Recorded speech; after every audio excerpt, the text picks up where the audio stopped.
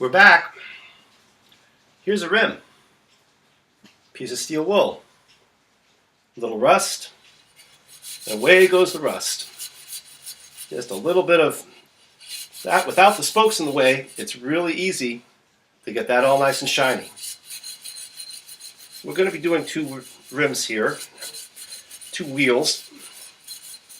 We just needed to buff this out, and I wanted to show people that with steel wool you can. If it gets to the point where it's a little bit rough and a little bit coarse, well, you could spray paint that if you wanted. You could also spray paint it yellow or bright red. You could have some fun with it. You could duplicate some of these colors on the bike if you wanted, the yellow.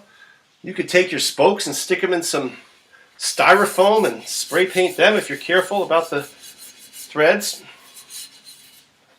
And that rim, this rim's another rim we have here. It's taken apart because we like building these bikes up.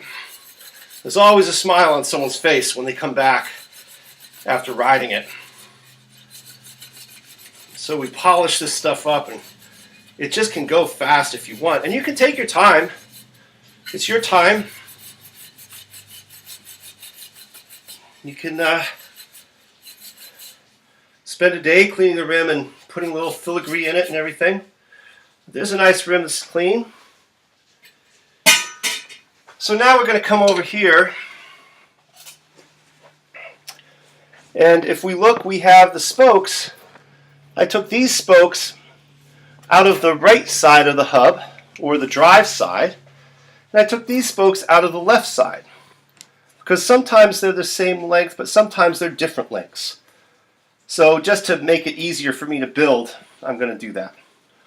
Now here's my coaster brake hub. Here's the drive side. I'm going to start with that. And I'm just going to take a spoke. I'm actually going to take a bunch of spokes, and I'm going to drop them down. Now the wheel build here is a 4-step process.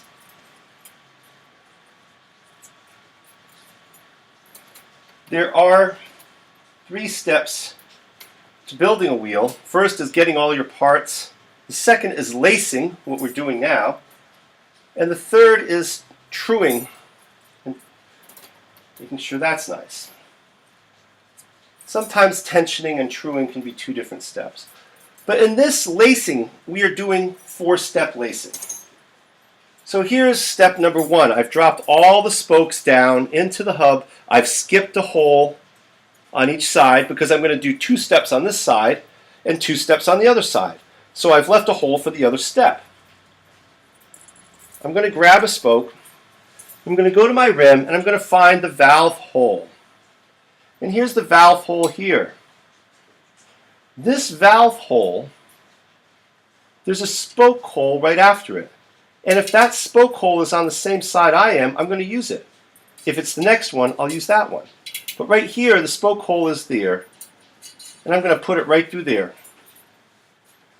Now I said there's 4 steps to this. This is the first one. I have 3 more, so I'm going to skip 3 holes and then put it in the next. So I've left 3 holes for the next 3 steps. And I'm going to do that all the way around.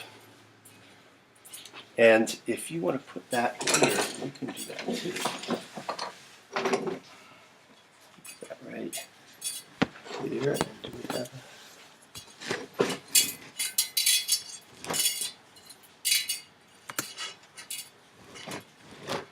So here I come, and I'm just taking these old spoke nipples.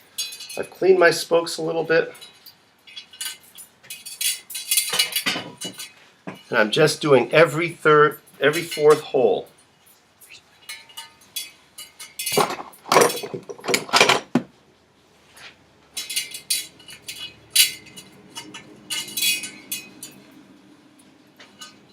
So step 1 is pretty easy. Just find the hole by the valve and skip every 4th hole on the rim. You have 3 holes in between.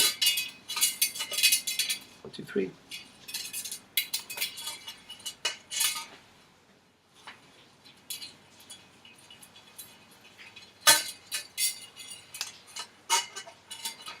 Now, just like that, I have a quarter of the wheel built.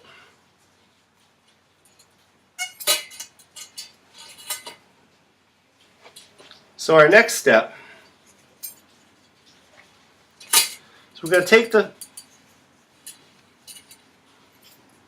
hub, and these are heads out spokes because you can see the heads of the spokes here. Well, now we're going to put it down and we're going to put some heads in spokes that are on the inside. So I take the wheel like this, and I'm just going to drop down the remaining holes on that side of the flange. And I'm going to fill them up with the spokes. Nice and easy.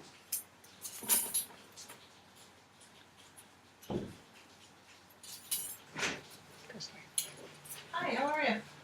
Good. I love my mirror.